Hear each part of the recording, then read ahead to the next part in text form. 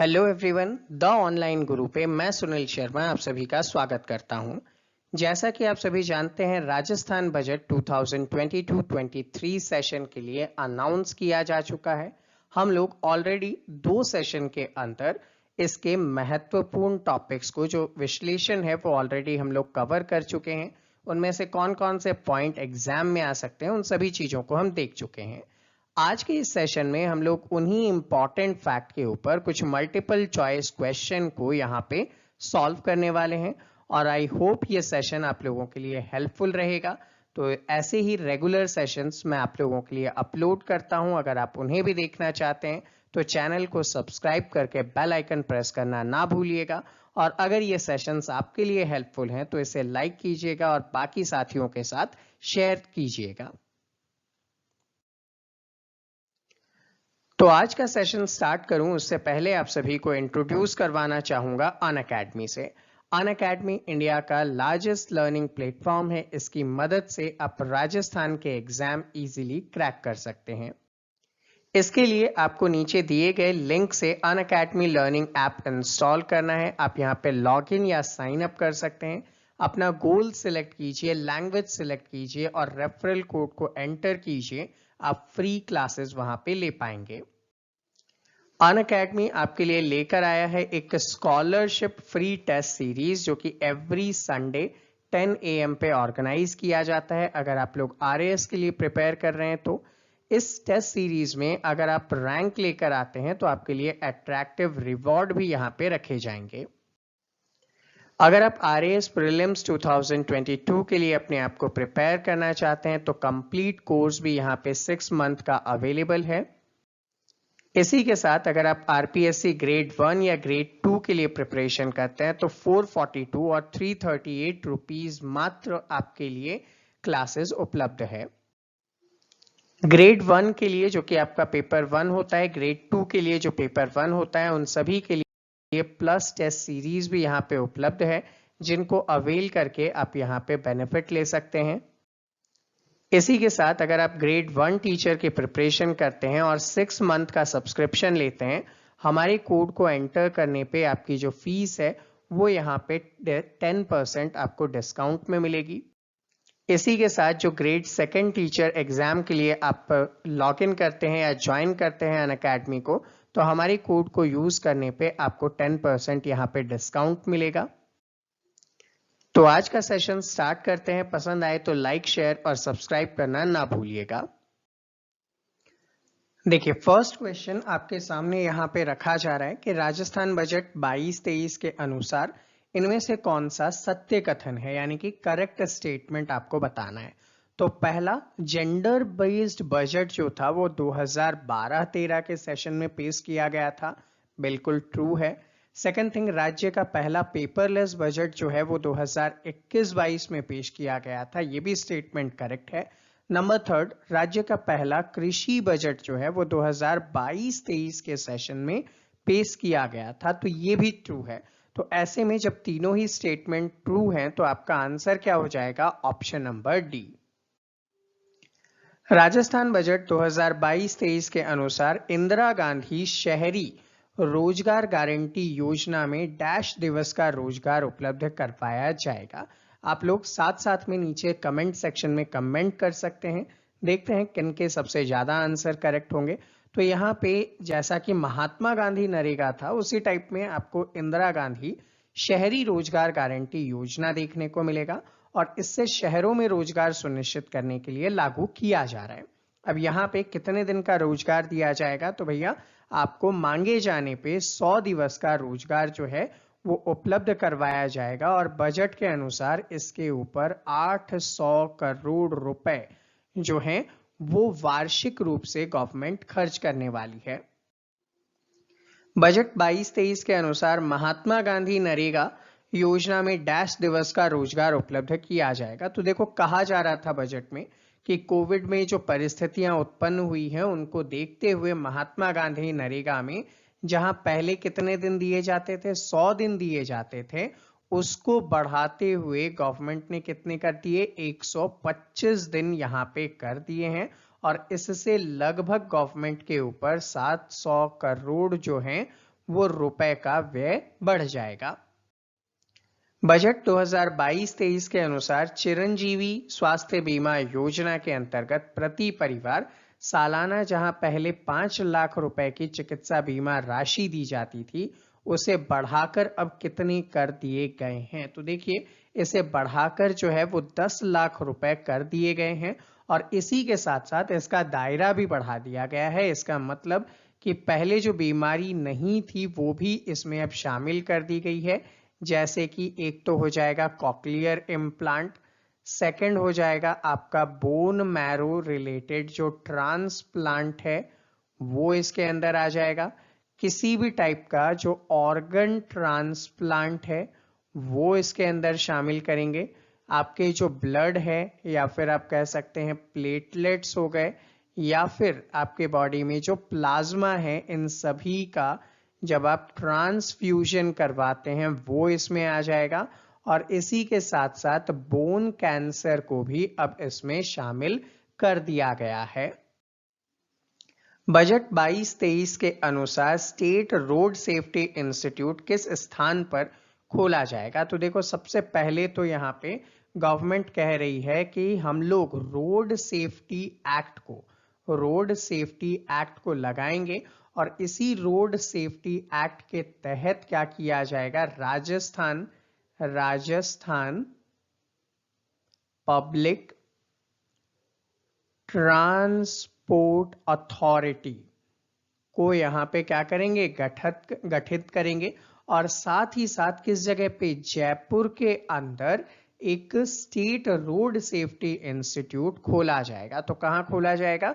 जयपुर के अंदर एक स्टेट रोड सेफ्टी इंस्टीट्यूट खोला जाएगा। बजट 2022-23 के अनुसार मुख्यमंत्री अनुप्रीति कोचिंग योजना के लाभार्थियों की संख्या अब कितनी कर दी जाएगी? तो देखिए, बजट में ये कहा गया कि प्रीवियस सेशन में जो बच्चे थे वो कितने, लगभग 7,000 से अधिक छात्र छात्राएं इसमें लाभान्वित हुई थी और इसी को देखते हुए अब इसका दायरा बढ़ाकर 15,000 विद्यार्थी कर दिया जा रहा है और इसी के साथ साथ जो है आपको एक अच्छा माहौल अध्ययन के लिए उपलब्ध हो सके, इसलिए 50-50 लाख रुपीस के साथ गवर्नमेंट क्या करने वाली है, तो गवर्नमेंट सावित्रीबाई फूले के नाम पे क्या, वाचनालय, ठीक है, यानी कि लाइब्रेरी बनाने वाली है। बजट 22-23 के अनुसार आवासीय पैरा खेल अकादमी की स्थापना किस स्थान पे की जाएगी?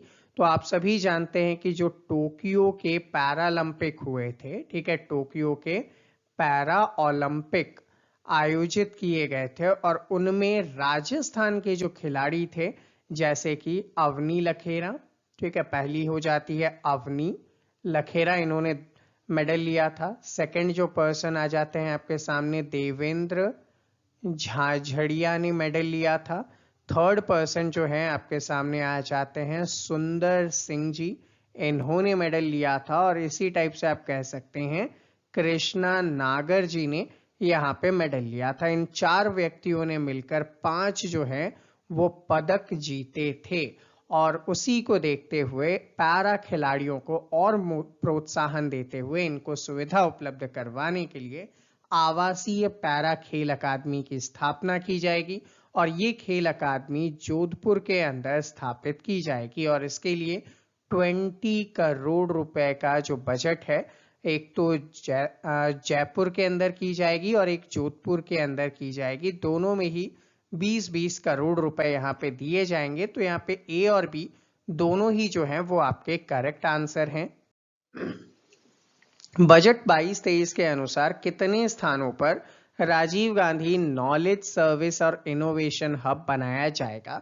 तो देखिए, जो माइक्रो स्मॉल और मीडियम एंटरप्राइजेस हैं, जिसको हम लोग एमएसएमई के नाम से जानते हैं, उनको सस्ती दरों पे प्लग और प्ले फैसिलिटी उपलब्ध करवाने के लिए कुछ विशेष जगह हैं, जैसे कि जयपुर हो जाएगा आपका, उसी प्रकार से आपका हो जाएगा जोधपुर, उसी प्रकार से हो जाएगा कोटा। इन सभी स्थानों पे 200 करोड़ रुपए के साथ क्या किया जाएगा, Rajiv Gandhi knowledge service and innovation hub बनाया जाएगा और इसी में महिलाओं को सुविधा देते हुए डब्ल्यू हब, ठीक है, डब्ल्यू हब की यहाँ पे स्थापना की जाएगी। तो ओवरऑल कितने स्थान हो गए, 3 स्थानों पे ये सुविधा दी जाएगी।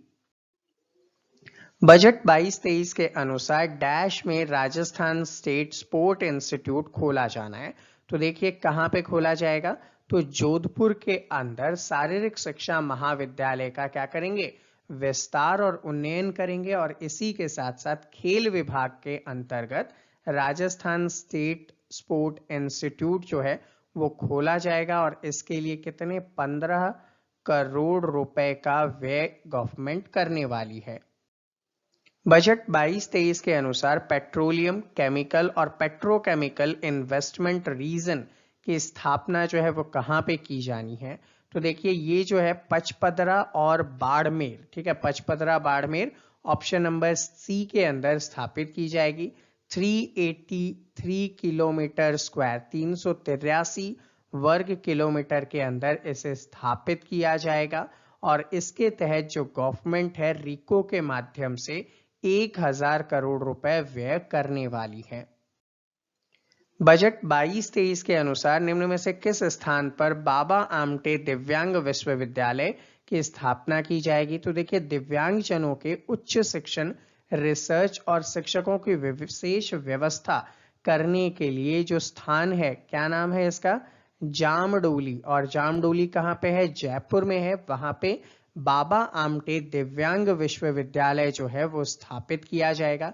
इसी के साथ साथ दिव्यांगों को लिए आप कह सकते हैं कि जो नेत्रहीन विकास संस्था है, नेत्रहीन विकास संस्था, ये कहां पे खोला जाएगा, तो जोधपुर के अंदर खोला जाएगा। बजट 22-23 के अनुसार पालनहार योजना में 0 से 6 वर्ष की आयु वर्ग में जो अनाथ बच्चे हैं उनको मिलने वाली सहायता राशि 500 रुपए प्रति माह से बढ़ाकर कितनी कर दी गई है। तो देखिए जो पालनहार योजना है इसमें 2 कैटेगरी होती है, एक तो 0 से 6 होता है और दूसरा 6 से 18 होता है।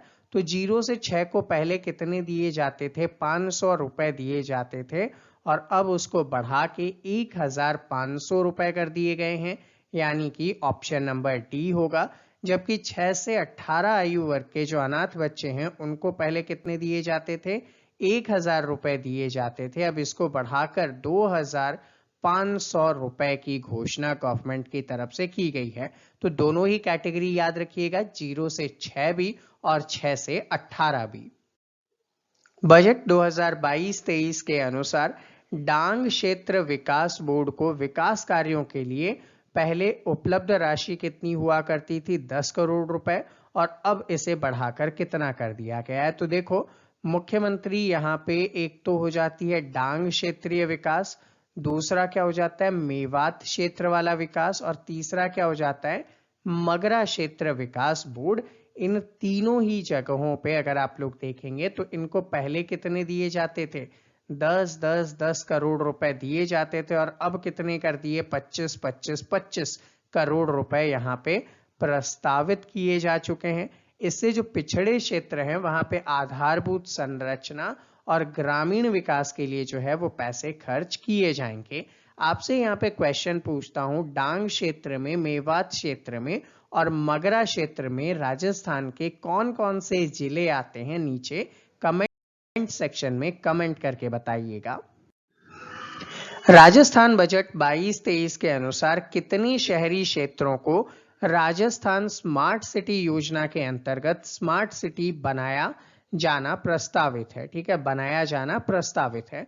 तो देखो आप सभी जानते हैं केंद्र सरकार के अकॉर्डिंग जो है, एक तो आपके जयपुर है, सेकंड जो है आपका अजमेर है, थर्ड जो है वो कोटा है एंड फोर्थ जो है वो उदयपुर को स्मार्ट सिटी बनाया गया था। लेकिन यहाँ पे जो गहलोत सरकार है वो राजस्थान स्मार्ट सिटी योजना लेकर आ रही है और इसके अंदर जो होंगे, एक तो हो जाएगा आपका जोधपुर, सेकंड हो जाएगा आपका बीकानेर, थर्ड जो है वो हो जाएगा आपका भरतपुर, ठीक है, और फोर्थ में हो जाएगा आपका अलवर, फिफ्थ में हो जाएगा भीलवाड़ा और 6th में हो जाएगा चित्तौड़गढ़।